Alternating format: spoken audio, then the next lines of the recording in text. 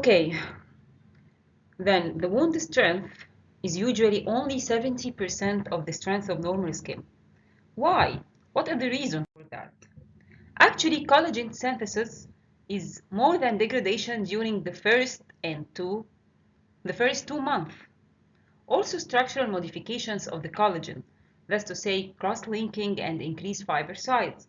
After that, there is degradation and no more synthesis of collagen, and there is modification of the collagen, which make it a little bit weaker than the normal skin. Well, now let's know about the factors that influence wound healing. And I think all of these factors are reasonable. Let's revise them together. We say that infection could hinder wound healing and delay it. Is that right? Yes, of course. The presence of foreign body, as we mentioned before, also could hinder and delay wound healing. Size, location, and type of the wound, either large, primary intention, or secondary intention, all of that hinder wound healing. Site or type of cells. We know that permanent cells is replaced by scar cells only.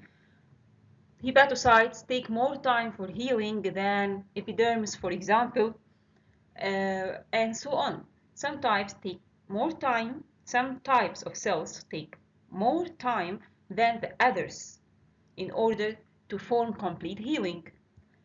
Again, mechanical factors. What's the meaning of mechanical factors?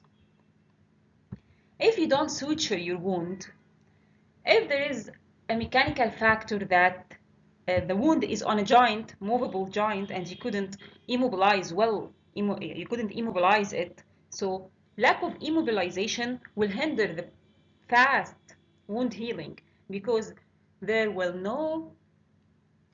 be no proper apposition of the edges, and the edges will every now and then mobilize.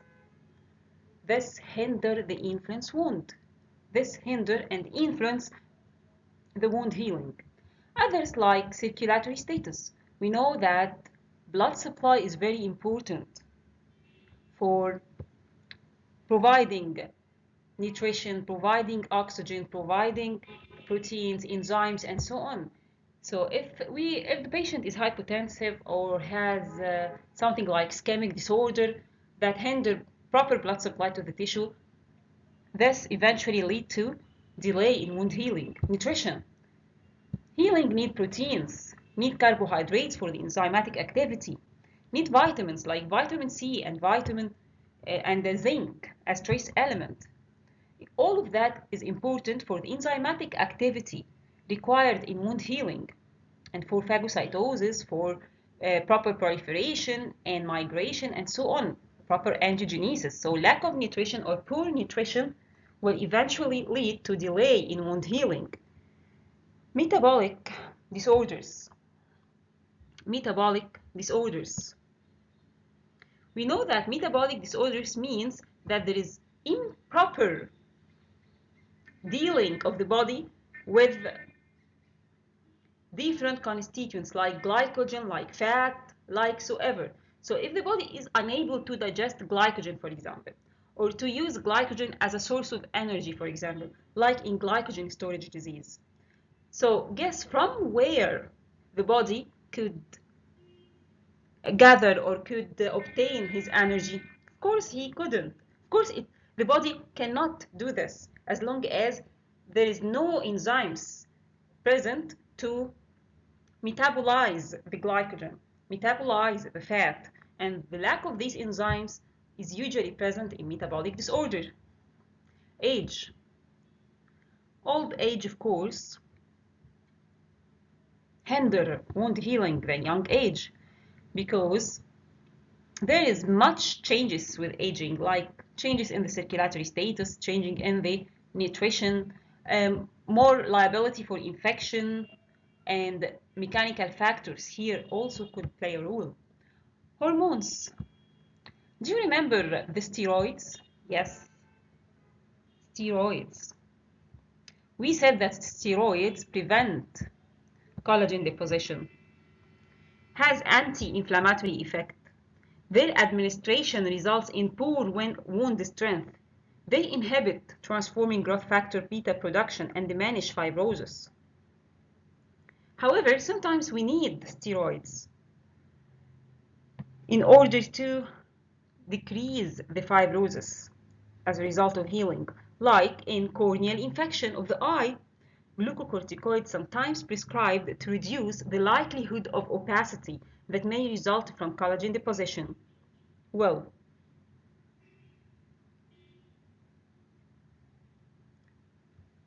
radiation.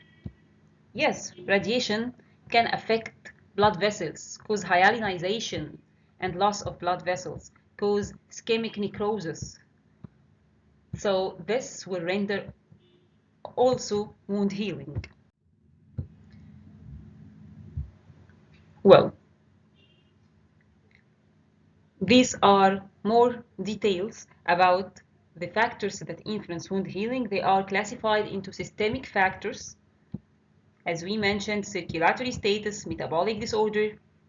In between metabolic disorders are diabetes because of poor microcirculation, as atherosclerosis, varicose veins, and high incidence of infection. Nutrition, as we mentioned, vitamin C is important. Age, younger is definitely better. Hormones, corticosteroids impair wound healing, as we mentioned. Radiation, ionizing radiation delay, while ultraviolet rays promote healing. Local factors. We said infection, the most important cause of delayed healing due to persistent tissue injury and prolonged inflammation. Mechanical factors, such as early movement of a wounded area. Wounds over joints do not heal well due to traction or increased local pressure or torsion. This histons. Foreign body, as unnecessary sutures, tissue debris, fragments of steel, glass, bone prevent healing. Size, location, and type of wound influence healing. Wounds in richly vascularized area heal better. Thus, for example, wounds in the face heals faster than those in the foot. Serous sacs, resolution or organization according to the severity of inflammation and amount of exudate. Site of type of cell, as we mentioned, that permanent cell usually heal with a scar, and some cells regenerate faster than the other, as epidermal cell regenerate faster than hepatocytes, for example. What about complications of wound healing? Number one, infection. If we don't take care and be keen to keep the wound clean, infection will eventually happen as a complication. So we should irrigate the wound. We should disinfect it with betadine or something like this. We should cover it if needed in order to wash any bacteria. Other complication is implantation, as while epidermal layer is growing and proliferating, some epidermal cells may be implanted inward, and again growth and forming keratin inside. That's called epidermal cyst. This hastens deficient scar formation. Yes, scar is not efficient here. You look, this is like a hole in the skin. On the opposite side, sometimes granulation tissue is formed extensively. So exuberant granulation tissue or broad flesh is one of the complications. Excessive scar formation, collagen formation. We say that collagen should be after a while degraded to stop further collagen formation. However, in some circumstances, the collagen deposition and synthesis is far more than its degradation, as in hypertrophic scar, as in keloid. What is keloid? It's heritable. Heritable means genetic or familial or something related to families, plus irreversible, more in African Americans, that's to say Negro. Look, this is collagen here, too much collagen in the epidermis. What's the difference between keloid and hypertrophic scar? Keloid, the tissue extends beyond the border of the original wound. That's to say lateral growth of the tissue. So if the wound is here, like this, the scar tissue is even grows beyond the level of wound, lateral growth into the unaffected skin, and doesn't usually regress spontaneously, and tends to recur after excision. While hypertrophic scar characterized by erythematous pruritic raised fibrous lesion. That's to say, if this is the lesion, if this is the scar,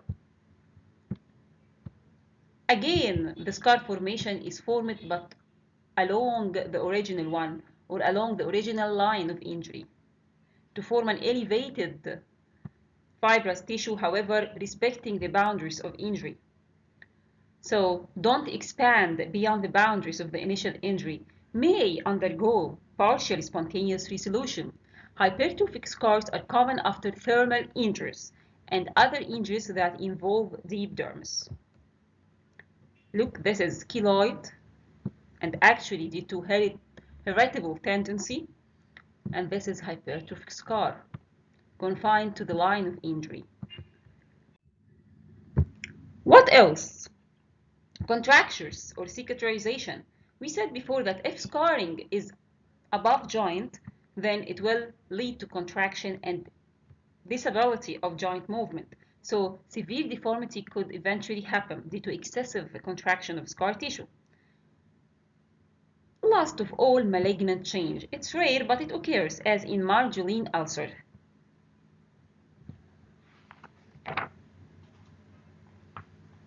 What is margarine ulcer? It's a squamous cell carcinoma.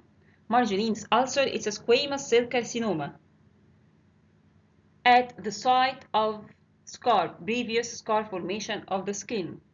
Well, so finally, I want you to understand that healing process either by regeneration or by fibrous tissue. Regeneration depends on the type of the cell and extent of injury.